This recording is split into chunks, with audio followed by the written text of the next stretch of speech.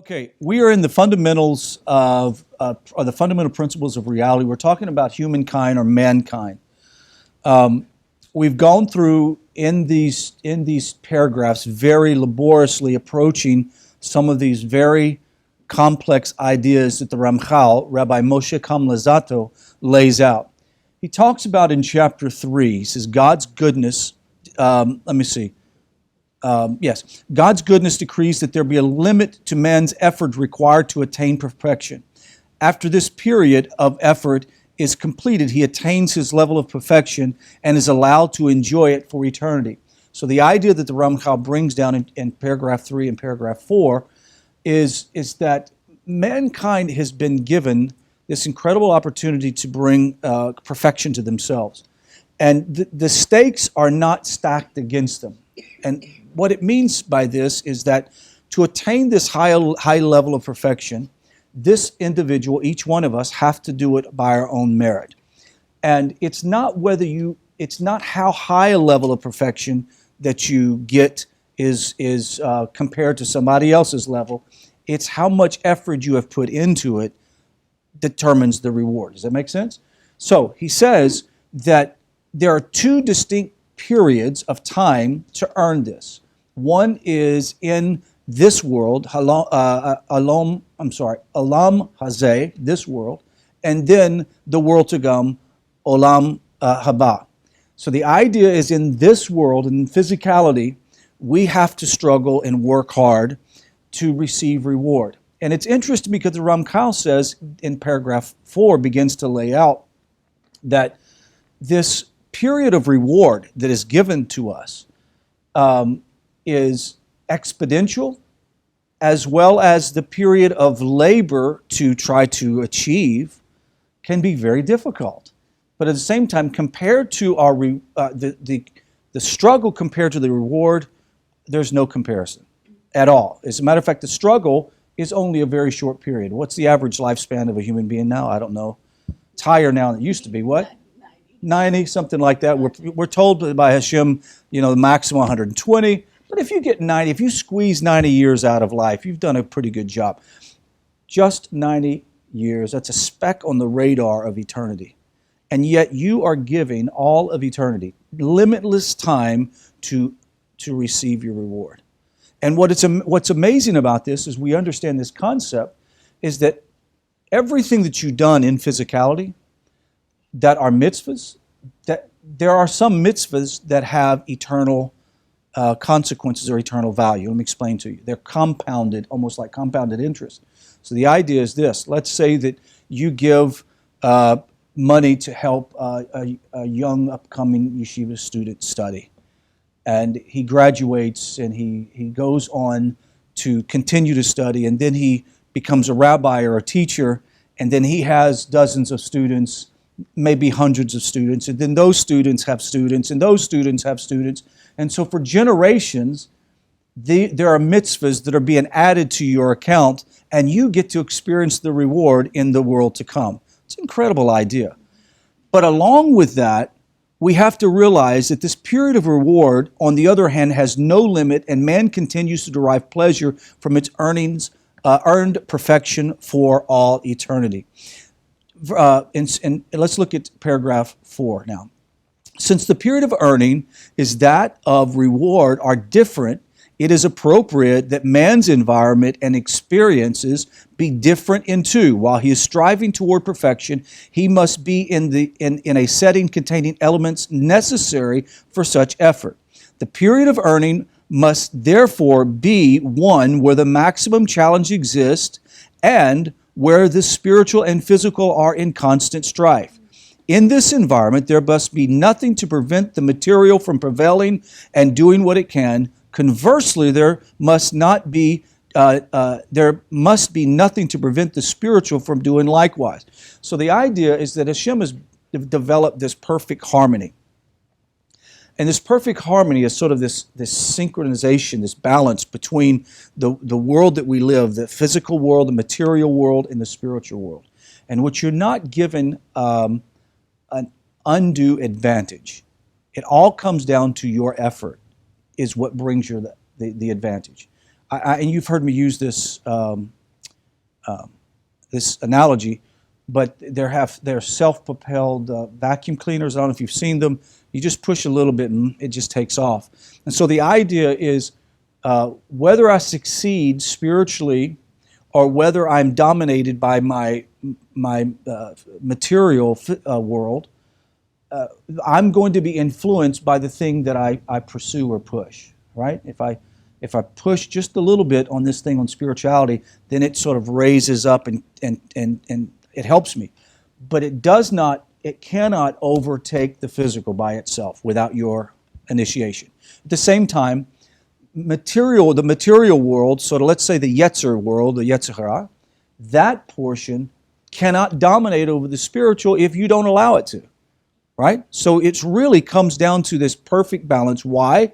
Because it says that this environment is produced so that our efforts are totally merited to your effort, right? It's you stand before Hashem and you are clearly going to stand there and you will be rewarded because there was no disadvantage for you. You didn't have a disadvantage. You had all the advantages in the world. It wasn't like it was stacked against you. Now I know immediately when you say disadvantage, you say, well, what about somebody that's born in an abusive home and they go to prison and they had, drug and alcohol problems in a family life, and you say, oh yeah, those are disadvantages, but at the same time, every human being has the same opportunity to exercise that spirituality and overcome those things. Everybody. Challenges and obstacles. Yeah. Everybody has the same the same opportunity. It's not like that person could not pull himself out of that situation or herself out. We all have different ones. Right? So where one might be an abusive home and drugs and alcohol, etc., the other one's a completely different set of circumstances that they're having to deal with. And what we have to help a person realize is if the decks aren't stacked against you, then whose fault is it that you're where you're at? You can only blame yourself. I mean, you have to say, okay, I need to be truthful to myself. Rav Dror said, and was this challenge on one of the episodes this last week, was for us to quit, be honest with ourselves and not to lie to ourselves. And when we read this about what the Ramchal, he's saying is that you've been given the same advantage as everybody else. Sure, you could say, okay, what about the guy who's raised religious all his life, never saw a negative thing, always studied Torah, learned to read from the Torah scroll when he was 7, How is in any way he not more advantaged than I, who was raised up a goy and had to work so hard to come back to Hashem? And then Hashem says, wait, now hold on. Everybody has the same balance. Everybody. He could have went completely into the material world if he wanted to. As a matter of fact, just because you can do all these wonderful practices of religion doesn't mean that this person is not lying to himself either. Right? Because you still have to struggle against that which is material over that which is spiritual. This whole thing is not about achieving recognition in a religious world. This is about achieving a conditioning from the Creator of the universe. Achieving something in which the Creator says, now you have truly perfected the neshama. This skin is not the neshama. It's not your soul. And sure, what we do with our bodies, we want to be modest, we want to do all these things to help give ourselves an advantage of elevating spirituality. But in reality, what needs to be fixed is what is inside of us. It's our character, our midot, etc. It says, I think I was able to cover this, but let me just read this one line here, this couple lines. It says, in this environment that we're talking about, there must be nothing to prevent the material from prevailing and doing what it can. Conversely, there must be nothing to prevent the spiritual from doing it likewise. Nothing should exist that should ever give either one an inappropriate advantage, although it must seem best to make spiritual stronger than the physical. in the light of man's true purpose and what God desires of him, namely that he earn perfection, though it is his own effort, it would not be good at all. In the period of reward, however, the exact opposite is appropriate. So the idea is this, is that when we come to the world, when we get to the world to come, we will never have to worry about the negative influences of material and spiritual, the material world.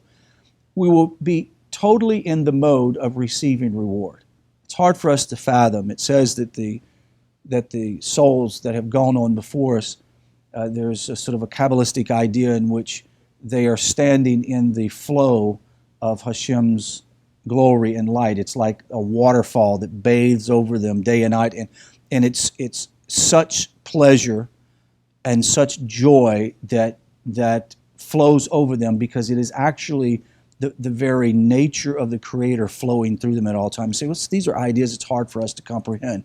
This physical world is not about stacking up coins on this side and, this is how much money you get when you get here. It's like we are receiving an unadulterated flow of the presence of God. It says, and let's look at number 5. It says, paragraph 5, among the things that one must realize is the fact that man has been radically altered. Now, how was man radically altered? Where did that happen? To fall, right? So as a result of Adam's sin, a great change took place, transforming both man and his world to a large degree, entailing many things and having numerous effects. When we speak of a man and his environment, we must therefore distinguish between his state before sin and his state afterward. So Olam Haba continues on in paragraph 6, and he says that Adam had the same balance, the very same balance. The difference, though, between Adam pre-fall and post-fall, and of course subsequently ourselves, is that Adam's decision to do the negative allowed the material world to overcome his spiritual world. But if he had chosen to do the right thing, immediately the spiritual world would have overcome the physical, and there would be no struggle. Redemption would have been here. I mean, mankind would never have the struggle. So that's the difference, is he had that perfect synchronous balance. I was looking at a documentary talking about timepieces and clocks, and how the first clock was, they realized that what do you call those, where you have like 5 or 6 steel balls, and I can't remember what they're called, but he realized that when you get a pendulum swing or a swing, it's like at perfect timing. There's so many points of a second. And that's how it came about. The clocks came about a long time before electricity, was through this thing called a pendulum swing that went back and forth. And it was like this perfect balance that kept the clock moving. And it's the same with our spiritual life. The material struggles in the world, our frustrations and anger and our sins, along with our tshuva, our repentance and elevation, are all part of the same thing. They're not separate in the sense that, the devil didn't make you do it, right? We don't have that to worry about. Who makes us do sins? We do, right? It says, when Adam was first created, this is in paragraph 6. When Adam was first created, he was precisely in the state that we had discussed until now, composed of 2 equal opposites, the body and the soul. His environment contained both good and evil, and he was balanced between the two, to choose whatever he wished. The appropriate thing for him to have done would have been to choose good. Instead, what did he choose? The evil, or his wife did as well, which dominated the physical. We would have then immediately attained perfection if Adam would have chosen the right. Why? Because it was in this perfect balance that if he had chosen the higher level of spirituality, it would completely oppress the physical world and the material world. Number 7, it says, we are normally aware of the soul's existence only because it provides us with life and the ability to think. It is necessary to realize, however, that the soul has also another function: to purify man's physical body, gradually elevating it until it can take pleasure from perfection along with the soul. Now, what does he mean by this? And I found this very interesting. And I think most of you guys will understand what I'm saying. They talk about if you can do anything for, is it 30 days or 90 days? Is it 30 days or 90? I can't remember. 30. If you can do anything by 30 days, it becomes like a habit, and you can change your lifestyle, whether it's eating, working out. We were talking about that earlier. Working out, exercising, whatever you can do for 30 days, you can change it. And what happens is there's something in our psychological and physical makeup that if we can do something regularly enough, then we begin to like what we're doing. Right? We develop habits to form. So it's whether it's eating or exercising, and we find, and we've done this ourselves, you go, I can't believe it's been X amount of time since I've consumed this product that has been so bad for me, or whatever it may be. And the very thought of eating that product again or drinking that product, you go, ugh, couldn't dare do it, because you changed something, and God put within you this ability to elevate yourself. So that means that mankind has the ability, even in this fallen state, that once you begin to do things that are spiritual, and those things were good, those things that are good, he has a mechanism inside of you that then starts taking pleasure out of being perfected. Does it make sense? You get pleasure out of thinking, wow, I'm being perfected.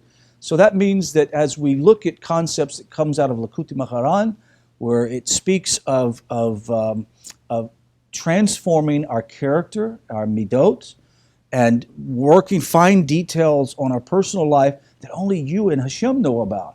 At some point, if you fight against it, it will be impossible to do. And it's not fun. Or you ignore it, right? And you could try to ignore it. It's not fun. It's not pleasurable. If anything, you spend the rest of your weeks and months in misery because your life is not going the way it should. But when you just go with it, and you say, okay, wow, this is God's way of correcting me and making me better. I don't know what the outcome is going to be. That's not my problem. I'm going to trust Hashem that He knows what He's doing. And then all of a sudden you start taking pleasure in that. And what you are doing is setting yourself up for the most amazing reward. So it's like the guy who is the bodybuilder, that he has to break his muscles down before the muscles start to grow. And the more he breaks those muscles down, the muscles grow even bigger. And there's a period of time in which it's so painful and it's not fun, but then after a while, you break past that and it becomes what's almost like a narcotic. You enjoy working out and breaking the muscles and feel, and you love seeing the results. This is what we're talking about in spirituality. So the idea is that the soul would have purified itself purified its body step by step until he reached the level required to permanently partake in the everlasting bliss. So when Adam sinned, however things were greatly changed, the amount of evil that exists initially was just enough to assure that man would be in a perfect balance, allowing him to gain perfection through his own efforts. This is the take. I know that we're in a microwave world. We like 1-minute popcorn. We like 5-minute brownies. Help me here. Somebody help me out. We like 10-minute salads. Who knows? 5-minute, 20-minute casseroles. We like it all. What's that? 10-minute workout. 10-minute workout. Yeah, well, we love the 10-minute workout, right? Which consists of picking up the remote, turning the television, and putting food in your mouth. But we like the fast result. But to be honest with you, no human being really takes pleasure in having everything handed to you. There's something about having to struggle for what you get makes you appreciate what you got. And with that being said, in the world to come, though in the material world, you will have been looking at others and go, wow, this person's going to receive such much more reward than I, and she's such a holy person, and you struggle and you've worked hard, and then when you get to Shemaim in heaven, you get to a place of world to come, you realize just because your desire was so strong, though you may not have achieved the levels that you would like to achieve, your desire alone brings you the greatest reward. That you're like, you're just not going to expect it. You're like, how could this be? I'm not this great chacham. I didn't get to go to yeshiva. I didn't get to do this. And yet I've been rewarded the reward as if I'm like a Cohen, right? As if I'm a priest. How is that? And why? Because it was your desire, this constant struggle. And we learned this from Rab Nassan. And he says, Natan, He says that the person that struggles the most is actually the one closest to Hashem and who has been perfected by Hashem. A person that has no struggle in their life, they're not being prepped for anything because they can't handle it, or that's not what they're supposed to do. But the person who struggles the most has the most potential to be the most righteous person. You think, wow, okay, that was kind of opposite, because we used to think a person who struggles is a person who's doing things wrong, right? But it's not the case at all. And we're not talking about a person who struggles because they're stupid, okay? Because there are people who struggle because they've made bad decisions. We're not talking about that. We're talking about a person who everything else is going fairly well in their life. They're doing good, but they are being crushed. It's like the klipot is being crushed. There's anguish that is going on inside of them, and nobody else knows this. Nobody else knows them except they do. And that is the reason why it's there, is to help us cry out. The more that we cry out to Hashem in our desperation, the greater the reward that we're going to have in the world to come. And in this world, of course, but in the world to come as well. Mm-hmm. Yeah, absolutely. It's the whole idea, like we've heard before, like when Rav Cohen was here, was a broken person is closest to Hashem. It says, at first, it is very easy for a man to overcome his natural faults and attain perfection. It's pretty easy to do the natural faults. Why? Because they're pretty obvious. Everybody knows your natural faults and pretty much have pointed them out most of your life. The highest wisdom had arranged things in best and fairest manner. The only reason why evil and deficiency existed in man was to make it a part of his nature, a part that he would willfully abandon in favor of good. By simply disassociating himself from deficiency in both himself and in the world, the first man was supposed to bring about perfection immediately. No further effort would have been necessary. When Adam sinned, however, his personality caused concealment of perfection and thus an increase in evil. Man himself was responsible for the greater amount of evil that existed in him. So meaning that the amount of evil that was in the world was just the amount of evil that was there. But mankind brought more evil in the world by attaching themselves to the material, physical world, to lack of spirituality. They elevated evil in the world. And ultimately, that's why the flood came, right? It says he could no longer, the more he abandoned himself to, abandoned spirituality and took upon a material, animalistic nature, it says he could no longer earn perfection as easy as it was when he personally bore no responsibility for his personal deficiencies. The effort required to earn perfection was therefore doubled. Man must first bring both himself and the world back to state in which they existed before the sin. Only then can he raise himself from that state to this destined level of perfection. So the idea is this. You got somebody who's at the lowest level. I mean, they spiritually are just not there. The first step is not trying to become a tzaddik. The first step is not to try to do everything like you're some great, perfect, righteous person. The first step is to get back to the balance. Just get back to where you don't have one or the other controlling you. Just back off, take a breath. You're not being overwhelmed by the spiritual things, and you're not being overwhelmed by the material things. Get a balance in your life first. Once that balance is achieved, then you can slowly and incrementally start working on perfection. It's like telling a person who's 600 pounds to go on a diet without going to see a therapist is ridiculous. Right? It's an obstacle that's impossible for them to do. And we know, we've seen these shows this way. I think that Melanie and I were talking about that the therapist, the guys that do that surgery here in Houston, they require you to go to psychotherapy for several weeks before, during, and after they get this surgery that they're supposed to have. Because the idea of their obesity is between their ears, not in their mouth. Right? And so this idea is that our spiritual walk is very much the same way. If you're that low, we need to first get you to normal. Right? get a person to their spiritual normal. Once you get to the spiritual normal, then you can begin to incrementally bring more righteousness and more spirituality, a little bit at a time, and pretty soon you're going to be enjoying what you're receiving, and it's going to become easier. And we all know in this room, when we slack off, I use the term about exercise, I think I used it with you, that I fell off the wagon, right? I think it was 40-something, I think I was about 40-something years old when I worked out a lot over here, and I fell off the wagon. And getting back on is hard. And if I really want to get back in shape, it's not going and spending $120 a month at a gym, right? It's starting a short 30-minute walk a day with my wife, right? That's how you start. Don't try to conquer the world.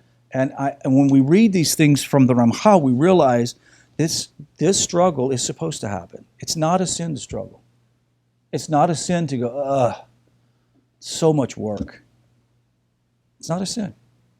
The sin is not having any desire at all, not caring. And so and listen, don't twist the words that I just said, because, for example, knowing that I need to get out and exercise, at this time, I can come up with all kinds of good excuses. In reality, I don't want to do it. I don't want to do it. Right, it's rationalization. And I think the same thing with spirituality with people. It's like at some point it's like, too tired, don't want to do it. So somehow that person has to motivate themselves. That ends this class, and we'll come into paragraph 9. We got a lot further along than I expected. Paragraph 9 next week.